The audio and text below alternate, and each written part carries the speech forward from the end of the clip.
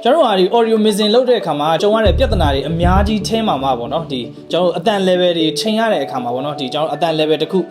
guitar ပဲဖြစ်ဖြစ် vocal ပဲဖြစ်ဘယ်လောက်ဆိုပြီးကျွန်တော်ကသတ်မှတ်ထားတယ်ဆိုပေမဲ့သူအဲ့ level အတိုင်းပုံမှန်ရှိနေမှာမဟုတ်ဘူးပေါ့နော်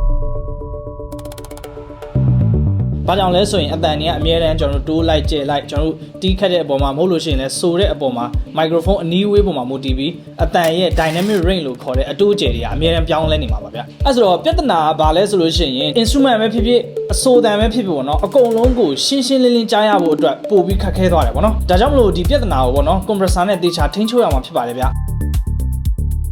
ျအခုမှစပြီးတော့ compressor ကိုလေ့လာမဲ့သူတွေအတွက်ပေါ့နော်အရင်ဦးဆုံးဒီ ratio နဲ့ threshold အကြောင်းကိုပြောပြပေးသွားမှာဖြစ်ပါတယ်ဗျဒီဗီဒီယိုရဲ့အဆုံးမှာတော့ကျွန်တော်တို့ကခုနကပြောတဲ့အတန် level တွေကိုကျွန်တော်တို့လိုချင်တဲ့အနေထားထိန်းချုပ်သွားနိုင်မှာဖြစ်ပါတယ်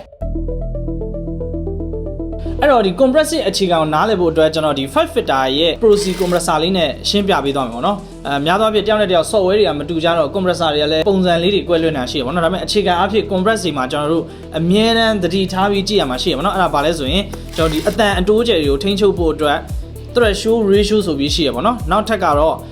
compress ရဲ့အချိန်ပေါ့နော်မြန်ဖိမယ်မြန်ပြန်လှုပ်ပေးမယ်ဆိုတော့ထိန်းချုပ်ဖို့အတွက် attach release ဆိုတာရှိရပေါ့နော်ပြီးရင်တော့ကျွန်တော်တို့ကိုလိုတလောက်ထိန်းချုပ်ပြီးသွားပြီဆိုလို့ရှိရင်ဒီအတန်တစ်ခုကိုလိုတလောက် level ပြန်ထုတ်ယူဖို့အတွက် output gain ဆိုပြီးရှိရပေါ့နော်အဲ့တော့ခုနကပြောသလိုပဲပေါ့နော်အရင်ဦးဆုံးကျွန်တော်တို့ threshold နဲ့ ratio ကိုအရင်ရှင်းပြမှာဖြစ်ပါတယ်အဲ့တော့ threshold ကကြတော့ဒီမှာမြင်တဲ့အတိုင်းကျွန်တော်တို့ dB နဲ့ပြတာဖြစ်တဲ့ကြောင့်ပေါ့နော်ဒီ audio signal တစ်ခုကိုကျွန်တော်တို့က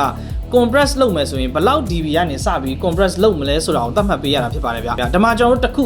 သိထားမှာရှိပါတော့အဲ့ဆို compress ရဲ့ threshold ကိုလှည့်တာနဲ့ကျွန်တော်ဘာ effect မှမဖြစ်ဘူးပေါ့နော်အဲ့ဆို तू ကဘယ်လိုတွဲပြီးအလုပ်လုပ်မှာလဲဆိုရင်သူ့ရဲ့ဒီဘေးမှာရှိတဲ့ ratio ခလုံးနဲ့ကျွန်တော်တို့ကနှစ်ခုပေါင်းပြီးအလုပ်လုပ်မှာဖြစ်ပါတယ်ဗျာသဘောပြောချင်တာကကျွန်တော်တို့က audio signal တစ်ခုကိုဘယ်လောက်ကနေစပြီးတော့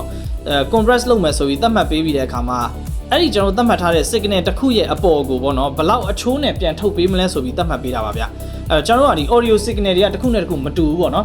်တိုးတာလည်းရှိတယ်ကျဲတာလည်းရှိတယ်မျိုးစုံရှိတယ်ပေါ့နော်အဲ့ဆိုကျွန်တော်တို့က level တစ်ခုကျွန်တော်သတ်မှတ်ပေးလိုက်တယ်ပြီးရင်ကျွန်တော်တို့ဒီမှာမြင်နေရတဲ့ threshold line ပေါ်ကိုကျော်လာမဲ့ audio signal တွေကိုကျွန်တော်က ratio အချိုးပေါ့နော်ဘယ်နှပုံ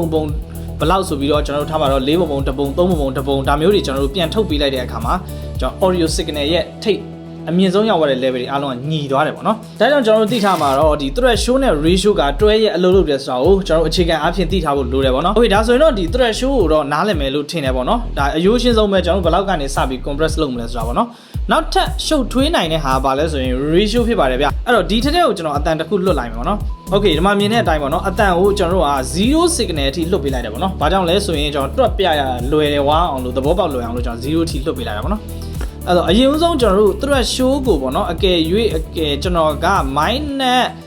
30မှာထားတယ်ဆိုတော့ threshold minus 30ကနေစပြီး compress လုပ်မယ်ဆိုတော့ဒါဆိုရင် minus 30ထက်ကျော်လာမဲ့ audio signal တစ်ခုကိုကျွန်တော်တို့က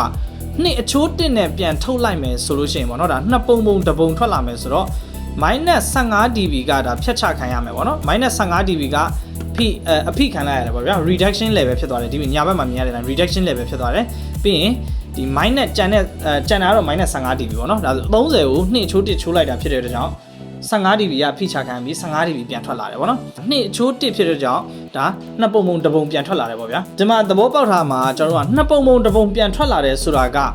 threshold ဘယ်လောက်မှာပဲထားပါတော့ဒီ threshold line ကိုကျော်လာတဲ့ audio signal တွေအကုန်လုံးနှစ်ပုံတစ်ပုံပြန်ထွက်လာမှာပြောတာပေါ့နော်အကယ်၍ကျွန်တော်တို့က threshold ကို -40 ကနေစပြီးတော့ compress လုပ်မယ်ဆိုလို့ရှိရင်ဒါဆိုရင်နှစ်ပုံတစ်ပုံဖြစ်တဲ့အတွက်ကြောင့်20ကတော့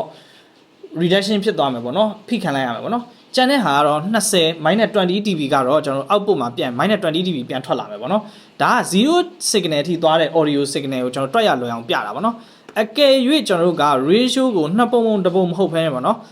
4ပုံတစ်ပုံထပ်ချိုးချလိုက်မယ်ပေါ့နော်ဒါကျွန်တော်တွက်ရလွယ်အောင်လို့4ပုံတစ်ပုံချိုးချလိုက်မယ်ဆိုလို့ရှိရင်ဒီမှာမြင်တဲ့အတိုင်းကျွန်တော်တို့က10 dB ပဲကျန်တော့တယ်ပေါ့နော် -30 dB ကတော့ကျွန်တော်လုံးဝဖြတ်ချခံလိုက်ရပါတော့ဒါ compress ရဲ့ ratio နဲ့ threshold အလုပ်လုပ်ပုံဖြစ်ပါတယ်ဗျအဲ့တော့ကျွန်တော်အချုပ်အားဖြင့်ကျွန်တော်တို့မှတ်ထားရမှာကတော့ဒီ ratio threshold နှစ်ခုကတော့အတူတူအလုပ်လုပ်မှာပေါ့နော်သဘောကတော့ကျွန်တော် audio signal တစ်ခုကိုဘယ်လောက်ကနေစပြီး compress လုပ်မယ်ပြီးရင်ဘယ်လောက်အချိုးနဲ့ပြန်ထုတ်မယ်ဆိုတာကိုကျွန်တော်သတ်မှတ်ပေးလိုက်တာ ਨੇ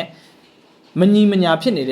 ့ဒီအတန်အတိုးအကျယ် dynamic range မတူတဲ့ audio signal တွေအကုန်လုံးကကျွန်တော် compress ရဲ့ output မှာ signal တွေအနည်းဆုံးပြန်တူပြီးထွက်လာမယ်ပေါ့နော်ဒါဒီအတွက်ကျွန်တော်တို့ကဒီ ratio နဲ့ threshold ကိုတေချာနားလည်ထားဖို့လိုပါတယ်ဗျဒီ compressor ကပေါ့နော်ကျွန်တော်တို့က track တိုင်းနီးနီးသုံးပါပေါ့နော်ဥပမာ drum နေ kiss နဲ့ tone 1 2 3တွေကနေစပြီးတော့ပေါ့နော်နောက်ဆုံးကျွန်တော်တို့ဟိုဒီ vocal piano string pad တွေအပြင်ပေါ့နော်နောက်ဆုံး vocal